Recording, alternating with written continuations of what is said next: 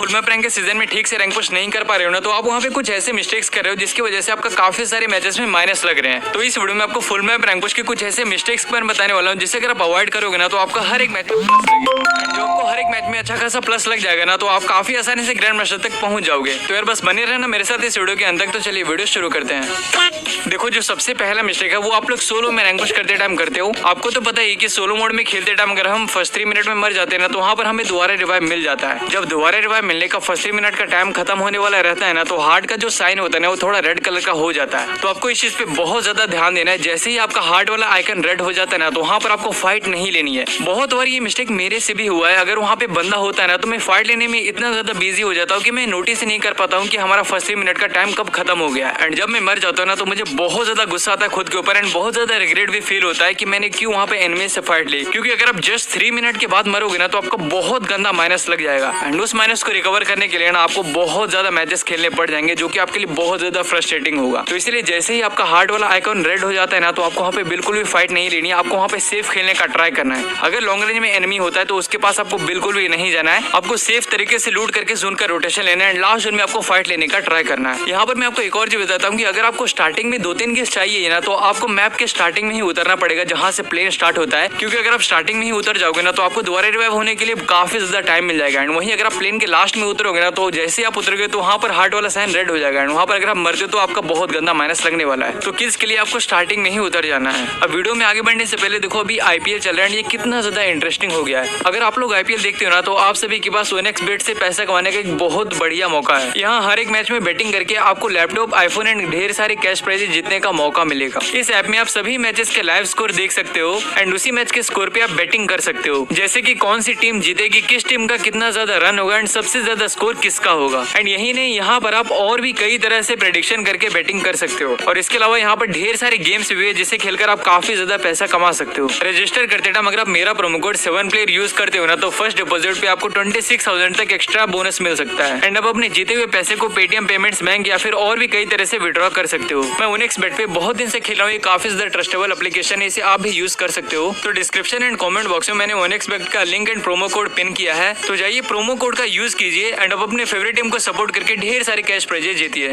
अब इसके बाद सेकंड मिस्टेक आप लोग उस टाइम पे करते हो जो आप डिओ या फिर स्क्वाड मोड खेल रहे हो। डिओ या फिर स्क्वाड मोड में खेलते टाइम अगर आपके सारे टीममेट्स मर जाते हैं ना, तो लास्ट जोन में आपको कम से कम फाइट लेने का ट्राई करना है। आपको वहाँ पे सिर्फ और सिर्फ पोजीशन निकालने का ट्राई करना है। अगर आप लास्ट जोन में फाइट लोगे ना, तो ये डिसीजन आपको बहुत ज्यादा भारी पड़ने वाला है। क्योंकि देखो खासकर स्क्वाड मोड में खेलते टाइम लास्ट जोन में भी बहुत ज्यादा बंदे अलाइव रहते हैं एंड वहाँ पर अगर आप सामने वाले स्क्वाड से फाइट लेते हो ना, तो आपको काफी आसानी से फिनिश कर सकते हैं। जैसे कि इस क्लिप में मैं कितना जल्दी मर गया। मैं यहाँ पे अकेला बंदा बचा हुआ था एंड यहाँ पे मैंने जैसे ही एलशिप वाले बंदे पे फायर किया, तो ऊपर से मेरे को किसी और बंदे ने टपका दिया। तो इस मिस्टेक को आपको भूल के भी नहीं करनी है। अगर आप सेफ खेलोगे ना, तो आपका पोजीशन भी काफी अच्छा निकल जाएगा एंड लास्ट जोन में अगर एनिमीज अलग अलग स्क्वाड्स के होते हैं ना, तो आप काफी आसानी से वहाँ पे किल भी उठा के उस मैच को बुया कर सकते हो। अब जो थर्ड मिस्टेक है, ये उन लोगों के लिए जो कि फुल मैप में होमर का यूज करते हैं। देखो मैंने आपको पिछले कुछ वीडियोस में पूरी अच्छी तरह से बता दिया था कि कैसे आपको होमर का कॉम्बिनेशन यूज करके रैंक पुश करना है, कैसे आपको ज्यादा से ज्यादा किल्स करने चाहिए। अब मुझे पता है कि आप में से काफी लोग होमर का स्किल यूज करना स्टार्ट भी कर दिए होंगे। तो यहाँ पर मैं आपको एक मिस्टेक के बारे में बता देता हूँ, जिसकी वजह से अगर आप होमर का स्किल यूज भी करते हो ना, फिर भी आपको वहाँ पे बंदा मार के चला जाता है। देखो जब भी आप होमर का यूज करते हैं ना, तो आपका जो ड्रोन होता है ना, वो एनिमीज को हिट करने के लिए ना कम से कम 2-3 सेकंड का टाइम लेता है। तो अगर बंदा आपके एक्सट्रीम शॉर्ट रेंज में होता है ना, तो आप में से काफी सारे लोग होमर का यूज करने के साथ ही उस पर रश कर देते होंगे एंड फिर होता क्या है कि आपका होमर उसको हिट करने से पहले वो आपको टपका देता है। तो जब भी आप एनिमीज पे होमर का ड्रोन छोड़ते हो ना, तो वहाँ पर आपको सबसे पहले थोड़ा देर वेट करना है। आप वहाँ पे ग्लू लगा के थोड़ी देर वेट कर सकते हो 1-2 सेकंड तक एंड फिर जैसे ही आपका ड्रोन एनिमीज को हिट करता है ना, तभी आपको उसके ऊपर रश करना है। आपको ड्रोन हिट करने से पहले उसके ऊपर रश नहीं करना है। अब फोर्थ मिस्टेक को आप लोग उस टाइम पे करते हो जब आपके सामने 1v1 का सिचुएशन होता है। देखो जब 1v1 का सिचुएशन होता है ना, तो वहाँ पर मोमेंट काफी ज्यादा इंटेंस हो जाता है एंड उस टाइम पे इस मिस्टेक की वजह से आपका कई बार बुया हाथ से निकल जाता है। देखो जब भी सामने वाला एनिमी ग्लोवाल के पीछे होता है ना, तो हम लोग उसका ग्लोवाल तोड़ने लगते हैं, लगातार उसके ग्लोवाल पे फायर करते रहते हैं एंड जब आप उसके ग्लोवाल पे फायर करते हो ना, तो आप अपनी बॉडी को पूरी तरह से एक्सपोज कर देते हो एनिमीज के सामने, जिसका एडवांटेज लेके एनिमी काफी आसानी से आपको ड्राई हेडशॉट या फिर बॉडी शॉट से भी खत्म कर देता है। तो इस चीज को आपको बिल्कुल भी नहीं करनी है।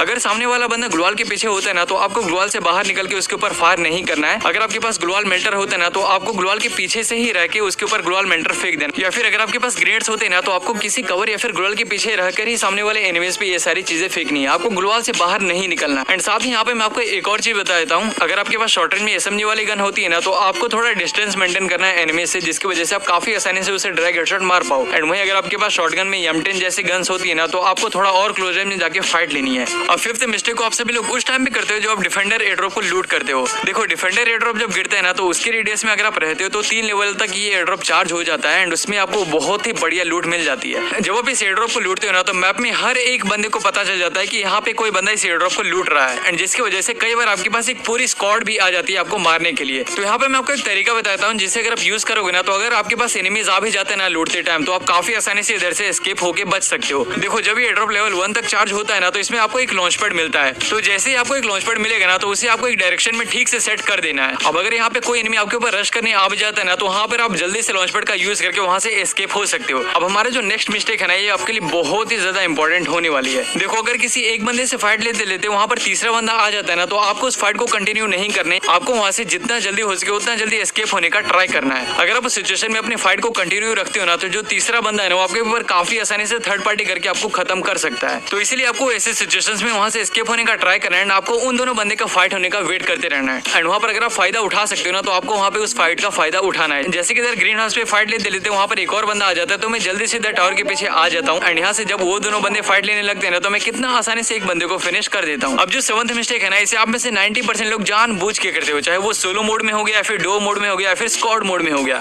डो या फिर स्क्वाड मोड में एक बार मरने के बाद जब आपको दोबारा रिवाइव मिलता है ना, तो आप में से अधिकतर लोग अपने लूट पे वापस जाते हो एंड जब आप अपने लूट पे वापस जाते हो ना, तो वहाँ पर आपको जिस भी एनिमीज ने किल किया ना, तो वो आपका वेट करते रहता है उसी जगह पे छुप के एंड जैसे ही आप वहाँ पे उतरते हो तो आपको काफी आसानी से फिनिश कर देता है। तो इस मिस्टेक को आपको बिल्कुल भी नहीं करनी है। आपको दोबारा रिवाइव होने के बाद वापस अपने लूट पे नहीं जाना है एंड ये चीज आपको सोलो खेलते टाइम भी नहीं करनी है। फर्स्ट 3 मिनट में रिवाइव होने के बाद आपको वापस अपने लूट पे नहीं उतरनी है, आपको किसी एक सेफ जगह पे जाके लूट करनी है। अब आज की वीडियो के सबसे लास्ट में आपको कभी भी किल के चक्कर में एनिमीज पे ब्लाइंड रश नहीं करना है। इस मिस्टेक को ना आप लोग खासकर ड्यू या फिर स्क्वाड मोड में ज्यादा करते हो। अगर आपके सामने एक ही बंदा होता है ना, तो आप किल के चक्कर में वहाँ पे उसके ऊपर ब्लाइंडली रश कर देते हो। आप यहाँ तक अपने टीममेट्स को भी नहीं बताते हो यार कि आप वहाँ पे रश करने जा रहे हो एंड फिर अगर आप एनिमीज के हाथों वहाँ पे मर जाते हो ना, तो आपके हाथ से कई बार बुया निकल जाता है। तो जब भी आप रश करते हो ना, तो आपको हमेशा अपने साथ एक टीममेट को लेके जाना है। अगर आप उस एनिमी को डैमेज देने के बाद खुद ना खो जाते हो ना, तो आपका जो टीममेट होगा ना, काफी आसानी से रश करके उस बंदे को फिनिश करके आपको रिवाइव ही दे देगा। तो यार ये थे कुछ मिस्टेक जिसकी वजह से आपका रैंक माइनस हो जाता है। तो इन मिस्टेक्स को आपको भूल के भी नहीं करनी है। अब अगर आपको ये वीडियो अच्छा लगा तो इसे एक लाइक जरूर कर देना। अगर आप हमारे चैनल पे नए थे इसे सब्सक्राइब कर लेना। तो तब तक के लिए बाय बाय, मिलते हैं एक और वीडियो में।